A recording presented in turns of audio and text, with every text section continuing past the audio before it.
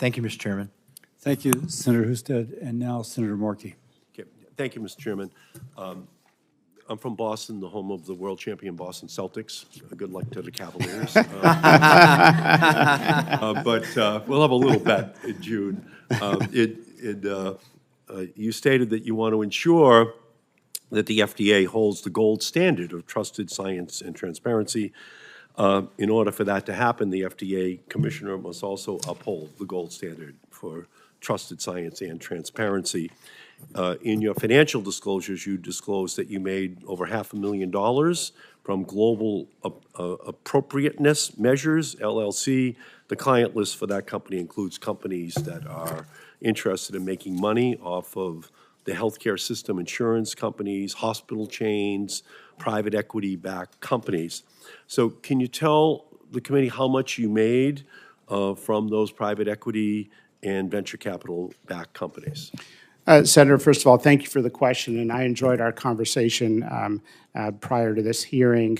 I am very proud of my work at Global Appropriateness Measures. The purpose of the endeavor was to lower healthcare costs for Americans by reducing unnecessary surgery and medications. No, and I appreciate that. Just for the record, can you just tell us how much you made from, the private equity and venture capital-backed companies? So I've been a shareholder in Global Appropriateness Measures. I am fully divesting.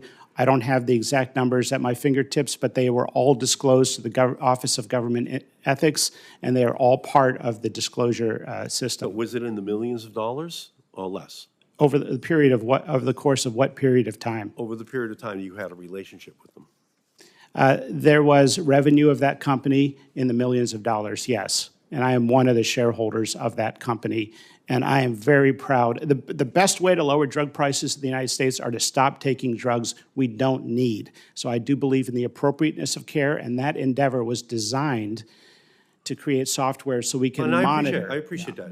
We're just looking at the transparency issue. So I'm just trying to help you to be transparent here. So how much were you paid by insurance companies, including Devoted Health Services, an insurance company that primarily sells Medicare Advantage plans? Yeah, that figure is in the Office of Government Ethics report. I don't have that exact number at my fingertips, and of course— Was that in the millions of dollars as well? No, that was far less, and that, again, I am a shareholder, so I did not, I'm one of the shareholders of that company. Well, I think the American people do deserve your full transparency about how you might be influenced by the healthcare industry, insurance companies, private equity, and venture capital funds, and that's what I'm trying to get at here. Yeah, all of those reports will be public, Senator. They will be public. They're not public at this point, so I'm not in a position to ask you about them, and that's why I'm asking you if you would Office of Government Ethics releases it at a certain point in time.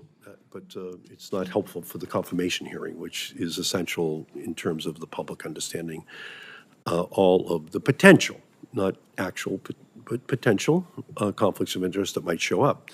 The FDA is responsible for approving medical devices or drugs that may impact how much insurance companies pay or what they cover, the same insurance companies that do overcharge Americans and undercover their care. It will impact hospital costs and private equity. And you're coming into this role with relationships pre-existing that have a profit interest in the decisions that you will be responsible for making. That's why I'm raising these issues.